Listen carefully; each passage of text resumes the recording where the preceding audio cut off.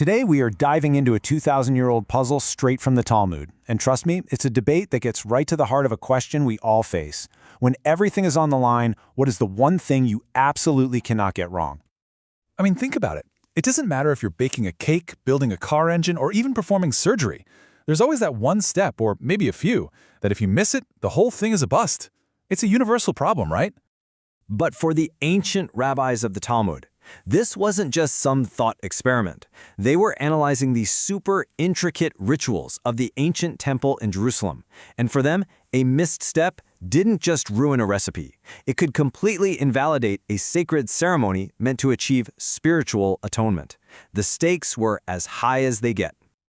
So, this is where these sages focused all their incredible brainpower. Let's kick things off with their core question. What truly makes a step in a ritual indispensable? Okay, so in the world of the Talmud, an indispensable action is totally non-negotiable. If you skip it or if you mess it up, the whole ritual is invalid. It just doesn't work. The goal, in this case, atonement, fails. End of story. To see how this actually plays out, we're going to zoom in on a really specific and honestly fascinating case study they looked at, the four-corner problem. All right, here's the puzzle. When a priest brings a certain type of sin offering, the Bible describes him putting the sacrificial blood on the corners of the temple's inner altar. But the big question is, how many of those corners are indispensable for the ritual to actually count? Do you have to do all four, or is there, some wiggle room? And this is where our intellectual drama really begins. It features a classic showdown between two of the leading sages of the time. On one side, you've got Rabbi Shimon, who looks at the grammar of the verse and says, look, the text only explicitly requires 2 blood placements. But on the other side is Rabbi Yehuda, who insists that the wording from the get-go implies all 4 are essential. They're reading the exact same sentence, but they're seeing 2 totally different sets of instructions.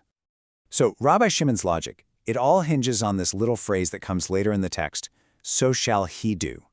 He asks a really simple question. Why is that phrase even there? Seems kind of redundant. His answer? It's a command to repeat the core action. The text is basically telling the priest, do the first 2 corners, and then do that exact same thing again, which gets you to a grand total of 4 required placements. Now, Rabbi Yehuda, he comes at it from a totally different angle. He zeroes in on a phrase that you or I might just skim over, in the tent of meeting. He argues this isn't just telling us where the altar is. No. It's a key modifier. It means the action applies to the entire altar as it exists in that tent of meeting, an altar that famously has 4 corners. So for him, that one phrase locks in all 4 placements right from the start. And this is where we get to the real heart of Talmudic debate. See, it's not enough to have your own proof, you have to explain your opponent's proof too. So the text asks the obvious question, if Rabbi Yehuda doesn't need socially do to get to 4 corners, then what's that phrase for? It can't just be sitting there doing nothing. Rabbi Yehuda's answer is, well, it's kind of a genius move. He argues that the phrase isn't redundant at all. Instead of using it for the 4-corner problem, he actually repurposes it to solve an entirely different puzzle, connecting this ritual to another one in a way nobody saw coming. He connects our debate to the absolute most sacred day of the Jewish year, Yom Kippur, the Day of Atonement. Here's what he says. That phrase, so shall he do, it's like a bridge.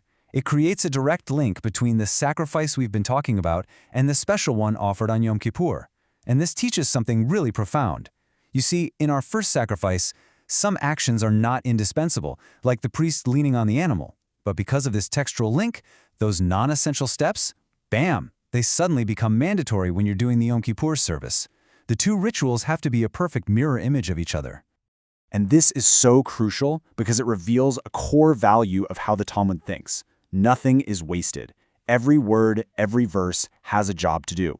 The goal is to build this perfectly interlocking legal system where every single piece fits. And Rabbi Yehuda uses so shall he do to forge a link that ensures consistency across completely different parts of the system.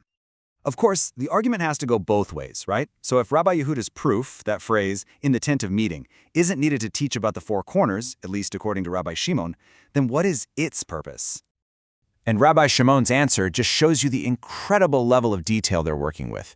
He says that phrase teaches a very specific practical law. The ritual is only valid if it's performed inside a structurally sound tent.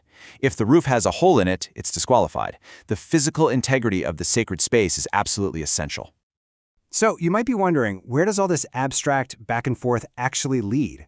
Well, the answer is found in a cascade of hyperspecific, practical details you would never expect.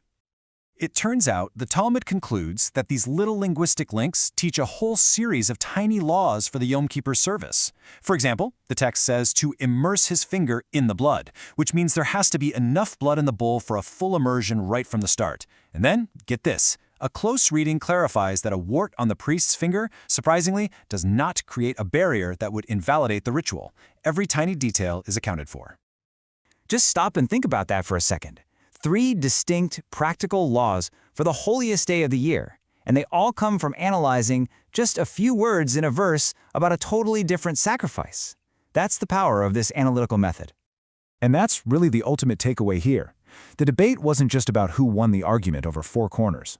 The process itself, the intense analytical pressure they applied to every single word, is what generates clarity.